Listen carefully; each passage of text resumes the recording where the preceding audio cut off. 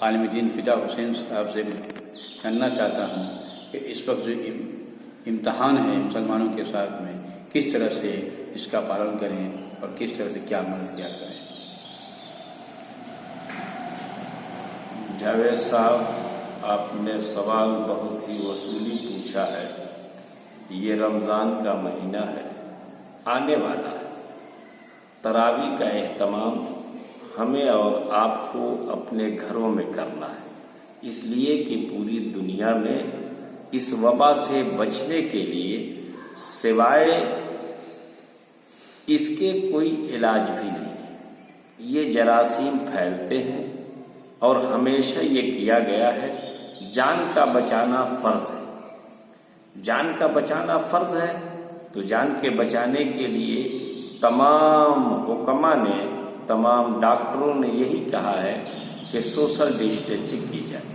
لہذا تراویح میں بھیڑ ہوتی ہے، جمعہ میں بھیڑ ہوتی ہے، اس لیے یہ منع کیا گیا۔ اور امسال ہمارا آپ کا امتحان ہے کہ اب تک ہم بازاروں میں آ کر کے، مسجدوں میں آ کر کے اپنے روزے کا اہتمام کیا کرتے تھے، افطار کیا کرتے تھے، افطار کی پارٹی دیا کرتے تھے، نماز تراویح میں حافظ کو بلایا کرتے تھے، سنتے تھے۔ لیکن اس مرتبہ ہمارا امتحان یہ ہے کہ اب تک تو ظاہری میدان میں ہم آ کر کے کام کر رہے تھے، اب ہمارا پروردگار عالم یہ دیکھنا چاہتا ہے کہ جلوت میں تو سب نیک بنے رہتے ہیں، خلوت میں آپ کتنے ایماندار ہیں اور کتنی نیکی کے ساتھ اپنے رب کی عبادت کرتے ہوئے نظر آ رہے ہیں۔ یہ ہمارا سب سے بڑا امتحان ہے۔ دوسری بات یہ ہے کہ اب رمضان کے مہینے میں امسال اب کوئی پارٹی تو ہونے والی نہیں ہے، افطار والی دکھانے والی پارٹی تو ہونے والی نہیں ہے، اب مسجد میں افطار بھیجنے والا بھی معاملہ نہیں ہے۔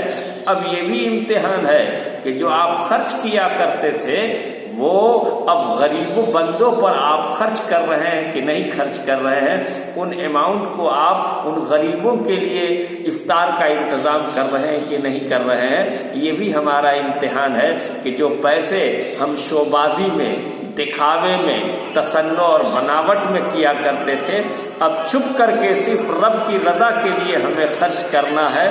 اور میں اپنے پروردگار عالم کی بارگاہ میں یہ دیکھنا چاہتا ہے میرا رب کہ میرا بندہ کتنا اپنے عمل میں سچا ہے، جو ہمارے غریب بندوں کا خیال رکھتا ہے اور اس کے کھانے کا اہتمام کرتا ہے۔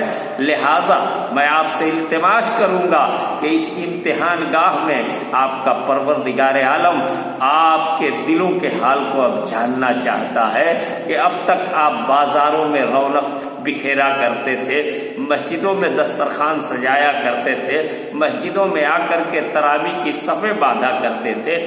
اب یہ دیکھنا ہے کہ آپ اپنے گھروں کے اندر تنہائی میں، نہ کوئی دیکھنے والا ہے، نہ کوئی پوچھنے والا ہے، آپ اپنے رب کی کتنی عبادت کرتے ہیں اور اس کے غریب بندوں کی کتنا خرچ کر رہے ہیں۔ افطار میں تو بہت خرچہ کیا کرتے تھے، اب اس کے غریب بندوں پر آپ خرچ کریں اور صرف آپ کا رب اور آپ جانیں۔ یہ وہ امتحان ہے جس سے مسلمانوں کو گزارا جا رہا ہے۔ میری دعا ہے کہ پروردگار عالم ہمیں اور آپ کو اس امتحان میں کامیاب فرمائے اور اپنے رب کو راضی کرنے کا یہ وسیلہ بن جائے۔